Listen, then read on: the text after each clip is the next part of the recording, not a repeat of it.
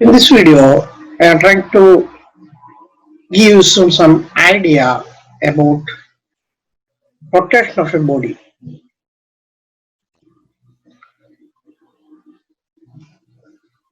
Here, a body is rotating about its own axis.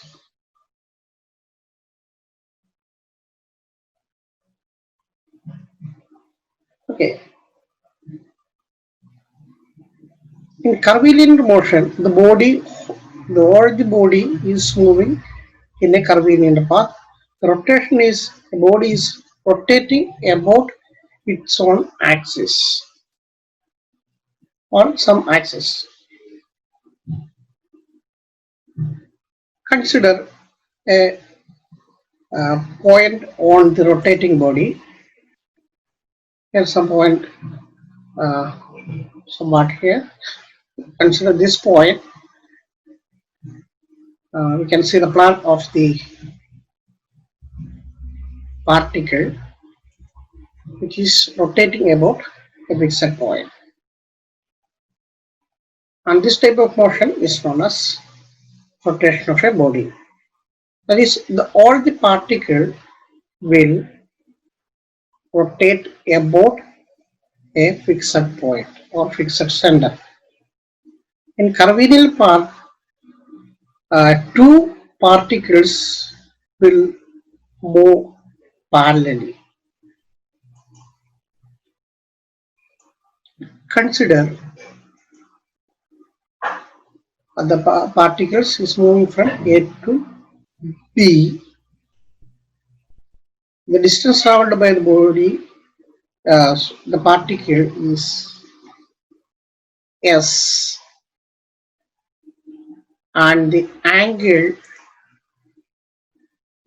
covered by the body during a particular time is theta, and the distance from the center of rotation is R. We can analyze this motion.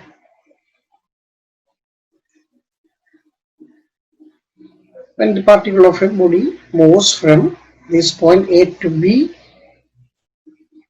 and this theta is known as angular displacement, and which is in a radian, and this displacement theta is vector quantity, because in this video the particle moves A to B in the anti-clockwise direction, or it may be in clockwise direction. So the particle can move either clockwise or anti-clockwise direction. So theta is represented as vector quantity. Is it in clockwise direction or anti-clockwise direction? Okay, these are the terminologies. That is, once again, the S is the linear displacement of the particle. Theta is the angular displacement of the particle, and R is the radius, that is distance from the center of rotation to the point.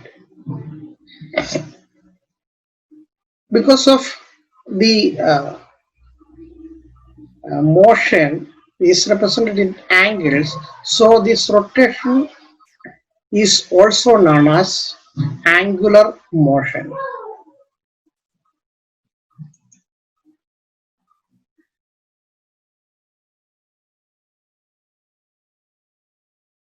The rate of change of angular displacement is called angular velocity, and it is denoted by omega, and omega is equal to d theta by dt, where theta is the angular displacement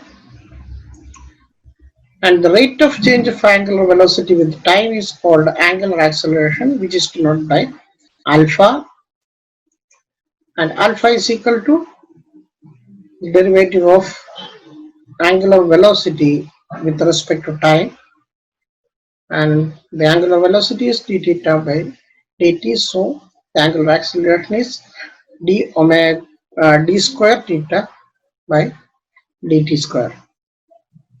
As in the similar case with the linear velocity, we can discuss it later.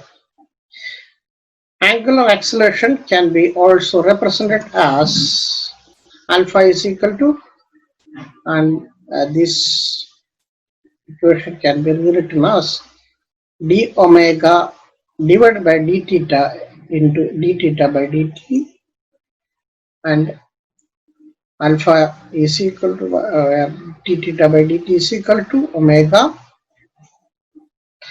so omega into d omega by d theta.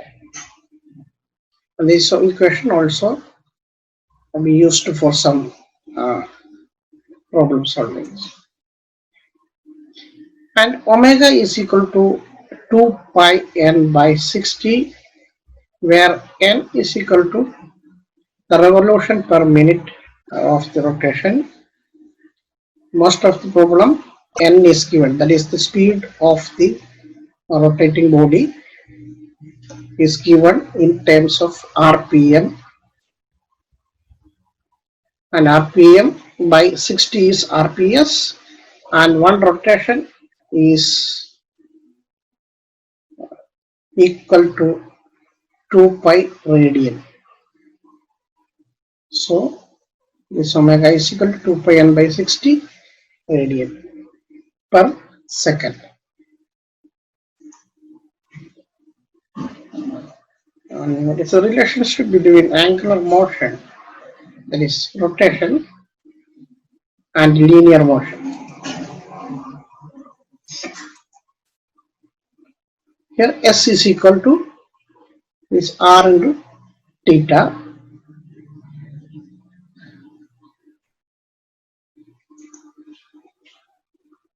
V is equal to ds by dt, which is equal to r into d theta by dt, because r is constant here, and v, the linear velocity v, is equal to r omega. Here the linear velocity in if it is in curvilinear motion, the direction of velocity is like this. It is represented by vt. And here rotation, the linear velocity is represented by v, and the tangential velocity, that is also represented as a, because here there is no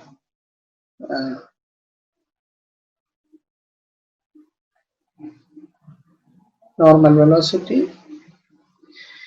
The tangential velocity at is equal to dv by dt, that is this velocity, by dt, r d square theta is equal to dt square, which is equal to r alpha.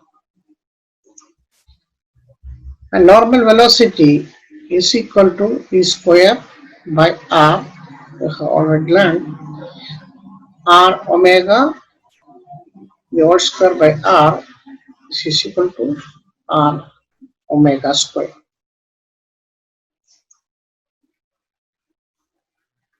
And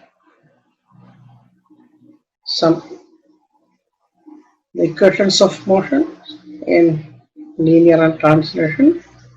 If omega is constant, then theta is equal to omega t. It is similar in the case with translation. The distance traveled s is equal to constant velocity into time. And similarly, omega is equal to omega 0 plus alpha t. In translation, v is equal to v0 plus at, where v0 is the initial velocity, v is the final velocity, a is alpha, a is acceleration, and t is the time taken to attain the velocity v from v0. And angular displacement theta is equal to omega 0 t plus half alpha t square. Similar, in translation, s is equal to v0 t plus half at square, and the square of the final velocity omega square is equal to omega 0 square plus 2 alpha theta, which is in translation the final velocity, the square of the final velocity is equal to v0 square plus 2as. And these are already learned in the translatory motion, and the similar equation can be, you can derive this equation from the initial and final velocities, or from this equation. Thank you for watching my video.